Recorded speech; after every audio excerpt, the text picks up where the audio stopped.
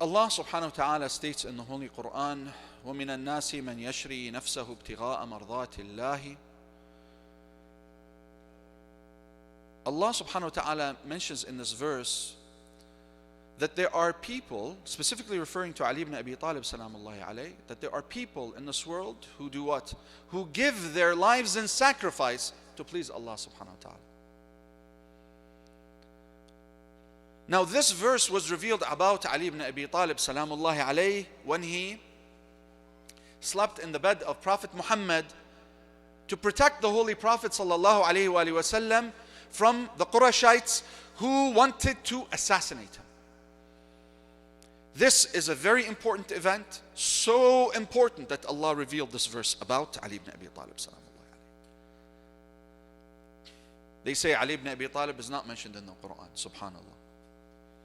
Al-Hakim al-Hasakani, he says, مَا مِنْ آيَةٍ, there isn't a single verse in the Holy Quran تَبْدَأُ بِيَا أَيُّهَا الَّذِينَ آمَنُوا, that starts with, O you who believe, except that Ali is amiruha, that Ali is at the top of the list. He is the prince of all of the believers. Amirul Mu'mineen. Today we want to understand the thought of Amir al-Mu'mineen salamullahi alayhi. We want to understand also a little of the history. To understand the thought of Amir al-Mu'mineen salamullahi alayhi, a good way to do so is to look at the first sermon that's mentioned in Nahj al-Balagha, and if you don't have that book, pick it up. The Path of Eloquence or The Peak of Eloquence. In the very first sermon, the Imam salamullahi alayhi, in the first paragraph, he describes Allah in a manner that tells us that Amir al-Mu'mineen is telling us that Allah is unlimited.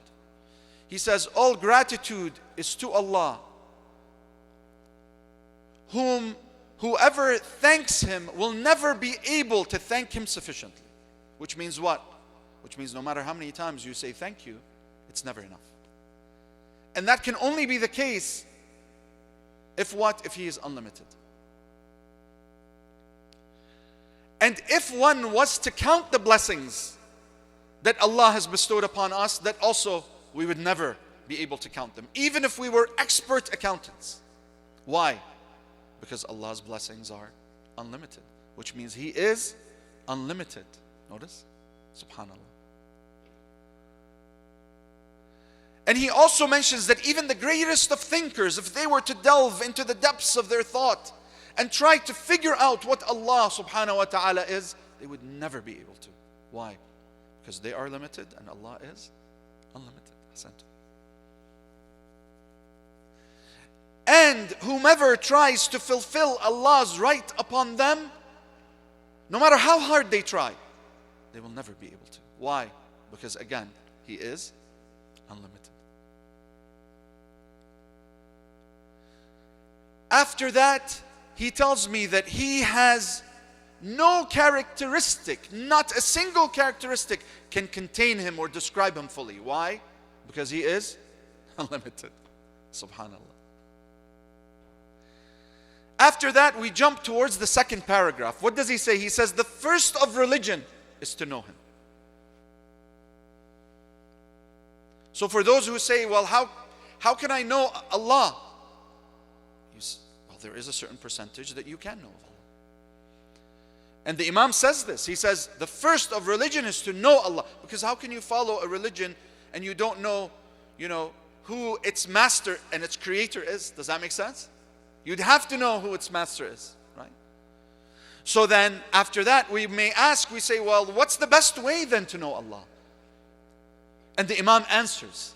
He says, the best way to know Allah is to prove His existence. Yes. That's the best way to know Allah. And after that, he says, well, the best way to prove Allah's existence is to have tawheed, to prove that He is unlimited, and to act accordingly. How? He says, look, the best way to have tawheed is to have full dedication to Allah subhanahu wa ta'ala. To dedicate every faculty that Allah has given you. Every sense and sensibility, every limb, everything has to be dedicated to Allah and in sincerity to Allah subhanahu wa ta'ala. Following his ethical system, following his rules as they are taught to us in the Holy Quran and in the ahadith of the Holy Prophet sallallahu alaihi wasallam and the Holy Imams. You see? So now that I understand this, I say, okay, subhanallah, Amir al-Mu'mineen focused so much on Tawheed. That's why I need to understand Tawheed. He was brought to this earth to teach me about Tawheed, just like the Prophet sallallahu alaihi wasallam. So that is why we spent so much time learning the information that I'm giving you in this very first series that we give in the Knowledge Seekers series. And if you're interested in signing up for those courses, go to Knowledge Seekers 14 on Instagram, hit us up, and we'll inshallah hook you up and get you registered for the course. Okay? Next, we need to look at the life of the Imam. And I can't go over his entire life in this small period of time. We do cover that also in the history coursework for Knowledge Seekers. If you're interested, again, Knowledge Seekers 14 on Instagram. So, Sallu ala Muhammad wa ali Muhammad.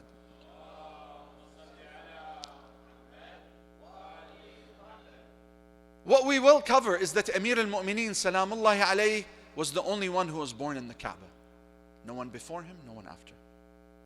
That Amir al-Mu'mineen Salamullahi alayhi at age 5 was raised by Prophet Muhammad sallallahu alayhi wa alihi wasallam. He would be with the Prophet at all times. The Prophet would feed him, the Prophet would put him to sleep, the Prophet would raise him.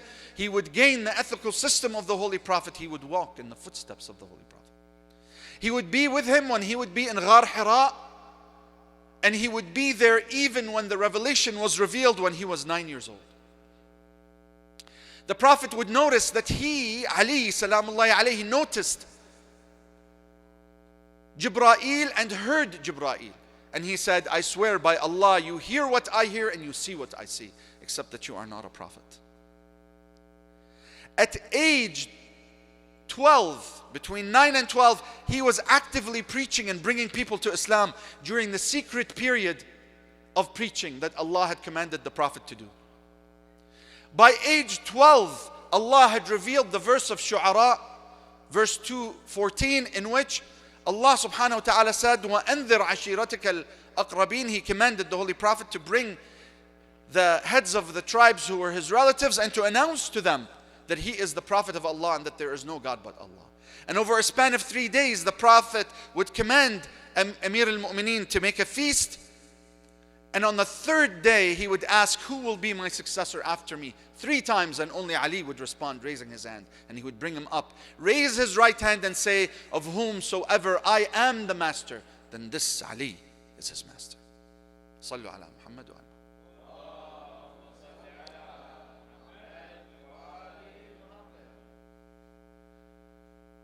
The Muslims would be distressed during this time period.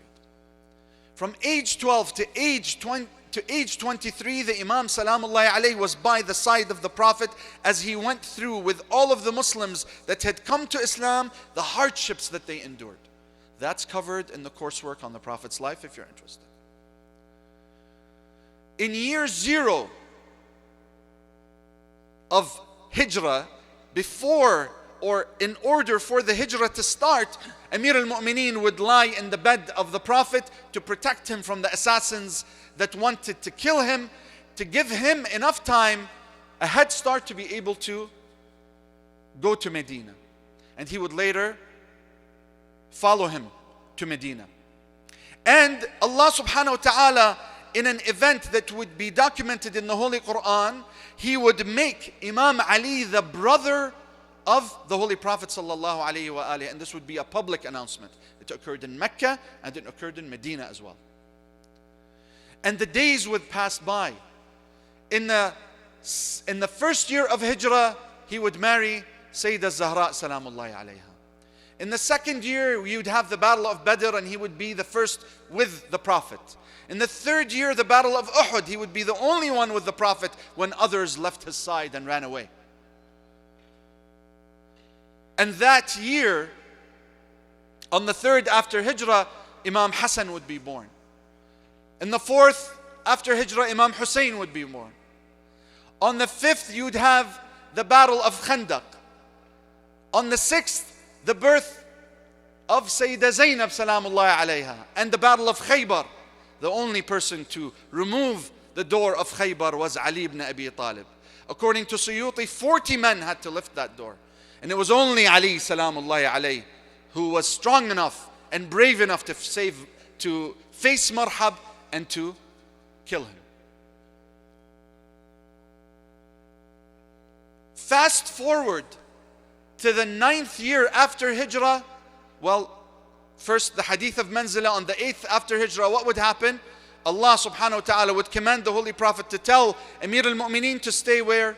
To stay in Medina to take care of the women and children. And he would say to him, please let me come with you. He'd say, is it not enough for you that you are to me as Aaron was to Moses, except that there is no prophet after me? This is in Sahih Muslim and in Tirmidhi and in Sunan Abi Majah.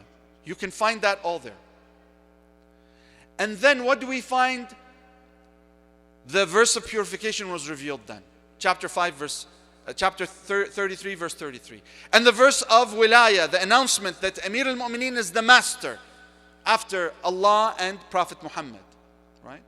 In the event where he put his hand up so that the poor person would take his ring.